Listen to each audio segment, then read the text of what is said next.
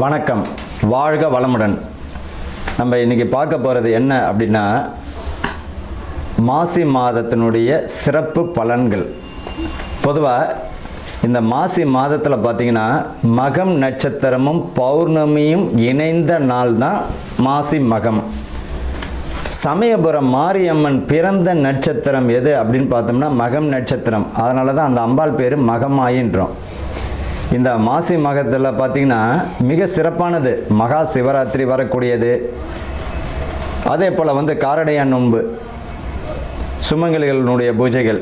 இந்த மாசி மாதத்தில் பார்த்திங்கன்னா கோவில்கள், புனித நீராடல், பித்ருக்களுக்கு செய்ய வேண்டிய தர்ப்பணம், முருகன் வழிபாடு, சிவன் வழிபாடு, அம்பிகை வழிபாடு எல்லாமே ஒரு அற்புதமான பலனை தந்துவிடும்.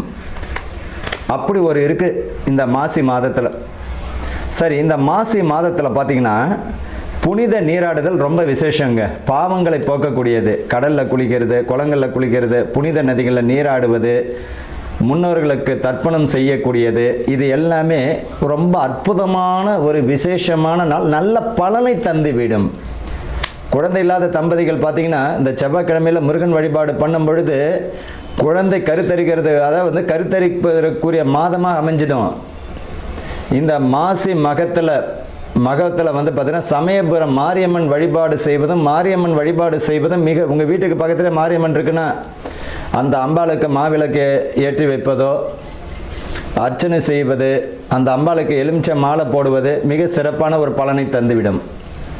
பொதுவாக இந்த எலுமிச்சை மாலைன்னு நம்ம தான் ஒன்று ஞாபகம் வருது. தயவு செய்து பார்த்திங்கன்னா இந்த ஊசியில் கோத்த பழத்தை தயவு செஞ்சு இந்த சில கோயில்களில் கொடுக்கறது ஒரு வழக்கமாக வச்சுப்பாங்க. அம்பாளுக்கு மாலை போட்டுருவாங்க. அந்த மாலையை பிச்சு என்ன பண்ணுவாங்க, ஒரு பழத்தை ஒன்று கொடுத்துட்டு இருப்பாங்க. பொதுவாக ஒரு பழத்தை துளை போட்டாலே அதனுடைய பலி முடிஞ்சிடுச்சு. அப்பேற்பட்ட பழத்தை நம்ம வாங்கக்கூடாது. முழு பழத்தை இறைவனுக்கு சமர்ப்பிக்கணுமா, ஒரு முழு பழத்தை கொடுத்து அம்பாளனுடைய பாதத்தில் வச்சு அதை வீட்டுக்கு எடுத்துகிட்டு ஜூஸ் போட்டோ அல்லது எதாச்சும் உணவில் சேர்த்துக்கிட்டோ நம்ம உள்ளுக்கு சாப்பிட்ணும். நம்ம என்ன செய்கிறோம், சாமிகிட்ட வச்சுட்டு அது மட்டும் காஞ்ச உடனே தூக்கி குப்பையில் போட்டுருவோம். பொதுவாக அம்பாள்கிட்ட கொடுத்த பழத்துக்கு அப்படி ஒரு அற்புதமான சக்தி உண்டு. அதை நம்ம பயன்படுத்தணும். ஊசியில் கோத்த பழம்லாம் இல்லை, முழு பழத்தை கொடுத்து இறைவன்கிட்ட இருந்து நம்ம வாங்கிக்கிறது நல்லது. மகா சிவராத்திரி, அதாவது என்னைக்கு வருது இந்த மகா சிவராத்திரி? ஈசனை வழிபடக்கூடிய மிக அற்புதமான நாள், மோட்சம் கிட்டக்கூடிய நாள். அன்னைக்கு இறைவனை மட்டும், பகவானை மட்டும் நம்ம மனமாற வேண்டிக்கிண்டு நீ தான் கதி அப்படின்னு சரணாதிகதி அடையணும். மகா சிவராத்திரி அன்று பார்த்திங்கன்னா ரொம்ப அற்புதமான நாள். என்னைக்கு வருது அப்படின்னா 15/2/2026 மாசி மாதம் 3ஆம் தேதி மகா சிவராத்திரி. மாசி மகம், மாசி மாதத்தில் வரக்கூடிய மகம் நட்சத்திரம். சமயபுரம் மாரியம்மனுடைய நட்சத்திரம், பிறந்த நட்சத்திரம் பார்த்திங்கன்னா மகம் நட்சத்திரம். அதனால தான் மகமாயின்றோம். 2/3/2026 மாசி மாதம் 18ஆம் தேதி அன்னைக்கு மாரியம்மன் வழிபாடு, வராகி வழிபாடு, பெண் தெய்வங்கள் வழிபாடு, அம்பிகை வழிபாடு மிக அற்புதமான ஒரு பலனை தந்துவிடும். காரடையான் நோன்பு, கணவனுடைய ஆயுள் பலமும் குடும்பத்தில் நிம்மதியும் புத்திர விருத்தியும் வம்ச விருத்தி தரக்கூடிய நாளாக அமைஞ்சிடும். அன்றைக்கி பார்த்திங்கன்னா சுமங்கலிகள் பார்த்திங்கன்னா இந்த காரடையான் நோன்பு இருக்கிறது மிக சிறப்பான ஒரு பலனை தந்துடும். அன்றைக்கி பார்த்திங்கன்னா கோயிலில் உங்களால் முடிஞ்சது மாங்கல்ய சவரடு, வெத்தலை பாக்கு, பழம், பூவு, மங்கள பொருட்கள், மஞ்சள், குங்குமம், உங்களால் முடிஞ்சதுன்னா ஏதாவது ஒரு துணி வச்சு ஒரு 5 சுமங்களுக்கு உங்களால் எத்தனை பேருக்கு தர முடியுமோ தருவது மிக அற்புதமான பலனை தந்துவிடும். குடும்பத்தில் நிம்மதி இல்லாதவங்க, கணவன் மனைவிக்குள்ளே பிரச்சனையாக இருக்குது, குடும்பத்தில் நிம்மதியாக இல்லை, செல்வங்கள் வரக்கூடிய பணம், சம்பாதிக்கக்கூடிய பணம் கையிலே நிற்கலை, இவங்கெல்லாம் பார்த்திங்கன்னா இந்த காரடையான் நோன்பு வருஷம் இருப்பது மிக சிறப்பான பலனை தந்துவிடும். அவ்வளோ அற்புதமான நலம் இந்த மாசி மகத்தில் வரக்கூடிய முக்கியமான தினங்கள். இப்போ அடுத்தது பார்த்திங்கன்னா இந்த ராசி பலனுக்கு நம்ம போகலாம். கடக ராசி அன்பர்களுக்கும் நேயர்களுக்கும் ஆனந்த வணக்கங்கள். இப்போ இந்த கடகராசிக்கு பார்த்திங்கன்னா பெருமூச்சு விடக்கூடிய மாதமாக தான் இருக்கும். இது வரைக்கும் பட்ட கஷ்டங்கள் எல்லாமே இனிமேல் வரக்கூடிய காலங்கள் அத்தனையுமே நல்லா இருக்குங்க. இன்னும் கூடிய விரைவில் பார்த்திங்கன்னா உங்களுக்கு குரு பகவான் உங்கள் ராசியில் உச்சமடைய போகிறார் இல்லையா? அது மட்டும் இல்லாமல் பார்த்திங்கன்னா உங்களுக்கு இது வரைக்கும் இருந்த தடை தாமதங்கள் விலகி முழு வெற்றியை தரக்கூடியது. பெரும்பாலும் அரசு பிரமுகர்கள்லாம் பார்த்திங்கன்னா இந்த கடக ராசியிலேயோ கடக லக்கணத்திலே இருப்பாங்க. இந்த ராசிக்காரர்கள் பார்த்திங்கன்னா சுய முயற்சியால் முன்னேறக்கூடியவர்கள். இந்த வாய் வழியில் சம்பாதிக்கக்கூடிய தொழில்கள், இந்த எக்ஸிக்யூட்டிவ் மார்க்கெட்டிங் பண்ணுறவங்க வாய் வழியில் சம்பாதிக்கக்கூடிய தொழில்காரங்களுக்கெல்லாம் இந்த மாதம் நல்ல ஒரு பலனை தரும், நல்ல ஒரு முன்னேற்றமான சூழ்நிலை தரும். மாணவர்கள் வந்து படிப்பில் கவனத்தை செஞ்சாங்கன்னா நல்ல ஒரு முன்னேற்றமான சூழ்நிலை தந்துவிடும். வேலைக்கு இந்த ராசிக்காரங்களுக்கு புதிய வேலைகள் கிடைப்பதற்கு வாய்ப்புகள் உண்டு. பதவி பணி உயர்வு உண்டு. செய்கிற வேலையில் திறமையை காட்டுங்க. புரியுதுங்களா?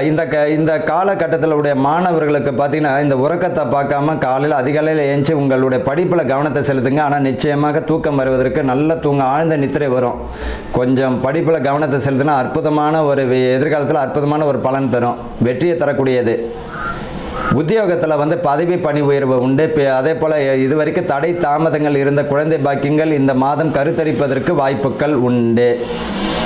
இவர்களை பொறுத்த வரைக்கும் இந்த ராசிக்காரர்களுக்கு பார்த்தீங்கன்னா தலை சம்பந்தப்பட்டது கழுத்து, வயிறு, முட்டி சம்பந்தப்பட்ட பிரச்சனைகள் வருவதற்கு வாய்ப்புகள் உண்டு. புரியுதுங்களா? அப்படி இருக்கிறவங்க மருத்துவரை பார்த்துக்கணும். அவங்க இந்த வைத்தியம் சொன்னாங்க, இந்த வைத்தியம் சொன்னாங்கன்னு எதையாவது ஒன்று செஞ்சு எதிலையாவது கொண்டு போய் முடிய வேண்டாம். தோல் சம்பந்தப்பட்ட வியாதிகள் வருவதற்கு வாய்ப்புகள் வரும். அதனால் வந்து ஆரோக்கியமான உணவு ரொம்ப அவசியம். இவர்களை பொறுத்த வரைக்கும் இந்த ராசியில் பார்த்தீங்கன்னா செவ்வாய் எப்பவுமே நீச்சம் அடையக்கூடிய ராசி பார்த்தீங்கன்னா இந்த கடகம். குரு உச்சமாவார், செவ்வாய் நீச்சமாவார். இவர்களை பொறுத்த வரைக்கும் இந்த செவ்வாய்க்கிழமை வெள்ளிக்கிழமை அசைவ உணவை தவிர்க்கணும். பொதுவாக இந்த கடகராசிக்காரங்க செவ்வாய்க்கிழமை வெள்ளிக்கிழமை நான்வெஜ் வேண்டாம், அமாவாசை பௌர்ணமி வேண்டாம். இவர்களை பொறுத்த வரைக்கும் இந்த வெள்ளிக்கிழமையில் இனிப்புக்கு பதிலாக கொஞ்சம் கசப்பு எடுத்துக்கிறது நல்லது. பாவக்காய் பொரியல் இந்த மாதிரியான கசப்பு எடுத்துக்கும் பொழுது இன்னும் நல்ல ஒரு வெற்றியை தரும், வாழ்க்கையை இனிப்பாக மாறும். இவர்களை பொறுத்த வரைக்கும் கணவன் மனைவிக்குள்ளே விட்டு கொடுத்து போகிறது நல்ல ஒரு ஆரோக்கியமான சூழ்நிலையும் மகிழ்ச்சியான சூழ்நிலையும் தந்துவிடும். பிள்ளைகள் வழியில் உயர்வு உண்டு. அதே திருமணம் வயது உடைய பெண் பிள்ளைகளுக்கு இந்த மாதம் பார்த்திங்கன்னா வரன் அமைவதற்கும் நிச்சயம் அமைவதற்கு வாய்ப்புகள் தந்துடும். குறிப்பாக பார்த்திங்கன்னா இந்த ராசிக்காரர்களுக்கு பார்த்திங்கன்னா வரக்கூடிய, அதாவது பெண் பிள்ளைகளுக்கு சொல்கிறேன், பெண் பிள்ளைகளுக்கு வரக்கூடிய கணவன்மார்கள் எந்த பக்கத்துலேருந்து வருவாங்கன்னா தென்கிழக்கு வடக்கு பக்கமாகவும் இருக்கும். அதே போல் இந்த ராசிக்காரங்க பார்த்தீங்கன்னா இருக்கக்கூடிய இடத்துல பார்த்தீங்கன்னா கோயில், பள்ளிக்கூடம், நீர் சம்பந்தப்பட்ட இடம், கார்னர் பிளாட்டாக இருப்பாங்க. நல்லாவே பாருங்கள், இந்த ராசியுடையவர்களும் இந்த அம்சம் இருக்குமானா இருக்கும்.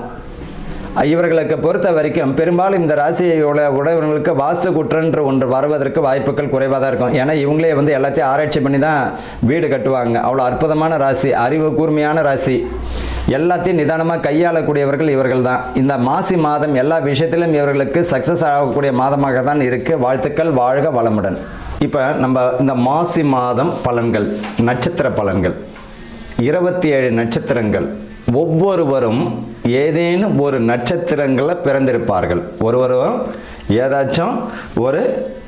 ஏதேனும் ஒரு நட்சத்திரத்தில் பிறந்திருப்பார்கள். அப்படி ஒவ்வொரு நட்சத்திரத்திற்கும் ஏதாச்சும் ஒரு குணாதிசயம் உறுதியாக உண்டு. ஏதாச்சும் ஒரு குணாதிசயம் இருக்கும். 27 நட்சத்திரக்காரர்கள் ஏதோ ஒரு வித்தியாசம் இருக்கும். இந்த மாசி மாதத்தில் எந்த மாதிரியான பலன்கள் இந்த நட்சத்திரக்காரர்களுக்கு நடக்க போகுது? உங்களுடைய ஜனன ஜாதகத்தில் அஸ்வினி நட்சத்திரம்னா அதுதான் உங்களுடைய ஜென்ம நட்சத்திரம். இப்போ இந்த 27 நட்சத்திரக்காரர்கள் அஸ்வினி முதல் ரேவதி வரை இந்த மாசி மாதத்தில் எந்த மாதிரியான நற்பலன்கள் நடக்க போகிறது, எதெல்லாம் நம்ம கவனமாக இருக்கணும் அப்படின்றத பற்றி தான் இந்த 27 நட்சத்திரத்திற்குரியதை பார்க்க போகிறோம். வணக்கம், வாழ்க வளமுடன். புனர்பூசம் நட்சத்திரம். புனர்பூசம் யாருடையனா குருவினுடைய ஆதிக்கமுடைய நட்சத்திரம் புனர்பூசம். குருவினுடைய ஆதிக்கமுடைய நட்சத்திரம் புனர்பூசம். இந்த புனர்பூச நட்சத்திரக்காரர்களுக்கு இந்த மாசி மாதத்தில் எப்பேற்பட்ட நல்ல பலன்கள் கிடைக்க போகுது, எதெல்லாம் கவனமாக இருக்கணும்? கல்வியில் இருந்த சிக்கல்கள் தீரும். இவர்களை பொறுத்த வரைக்கும் தூங்கிட்டு சோம்பலை விட்டு ஒழிச்சாலே போதும், பாதி சிக்கல் தீர்ந்துடும்.